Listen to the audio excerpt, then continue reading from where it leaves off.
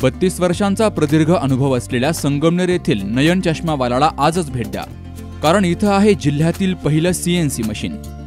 या मशीनद्वारे चष्मा फिटिंग, लहान मुलांची स्क्रीन व्हिजनद्वारे डोळे तपासणी, डोळ्यांचे अचूक मोजमाप करणारे मशीन जिल्ह्यात प्रथमच, तर चष्मा स्ट्रेस चेक करण्याचं महाराष्ट्रातील पहिलं मशीन, काचबिंदू पूर्व तपासणीसाठी नॉन कॉन्टॅक्ट अत्याधुनिक टोनोमीटर मशीनद्वारे डोळ्यांचे प्रेशर मोजणं आणि मोफत डोळे तपासणी, या ठिकाणी 3D रोबोटिक कॉम्प्युटरद्वारे डोळे तपासणी आणि मायक्रोस्कोपी क्वालिटी कंट्रोल सुविधा।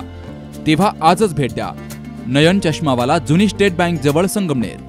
88 88 47 27 25 आणि 82 75 92 99 94। संगमनेर शहरातील श्रमिक नगर भागातील अकोले बायपास रस्त्यालगत आज सकाळी 11 वाजता ओव्हरलोडिंगमुळे ट्रान्सफॉर्मरला भीषण आग लागली। आग वेळीच आटोक्यात आणल्यामुळे कोणतंही नुकसान झालं नाही। वायरमन अंकुश हासे हे घटनास्थळी तात्काळ हजर झाल्यानं मोठ्या कष्टानं त्यांनी आग विझवली।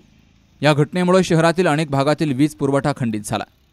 उष्म्यामुळे विजेची मागणी सातत्यानं वाढत असून जीर्ण झालेल्या तारा भार सहन करण्यास सक्षम नाहीत। ओव्हरलोडिंग आणि जीर्ण तारांमुळे एक विजेच्या ट्रान्सफॉर्मरला आग लागल्याची घटना आज घडली। कडाक्याच्या उन्हामध्ये वीज पुरवठा खंडित झाल्यामुळे लोकांच्या अडचणीत वाढ झाली। अनेक दिवसांपासून शहरामध्ये पसरलेल्या जीर्ण तारा वीज विभागाला सांगूनही ते बदलत नसल्याचं नागरिकांचं म्हणणं आहे। ओव्हरलोडिंगची तक्रार करूनही खराब झालेल्या तारा बदलण्यात आल्या नाहीत। विजेच्या तारा वेळीच दुरुस्त केल्या असत्या तर विद्युत ट्रान्सफॉर्मरला आग लागली नसती। वीज पुरवठ्याअभावी लहान मुलं आणि वृद्धांना उन्हाचा तडाखा सहन करावा लागतोय। सुखदेव गाडेकर सह सुभाष भालेराव, सी न्यूज मराठी, संगमनेर।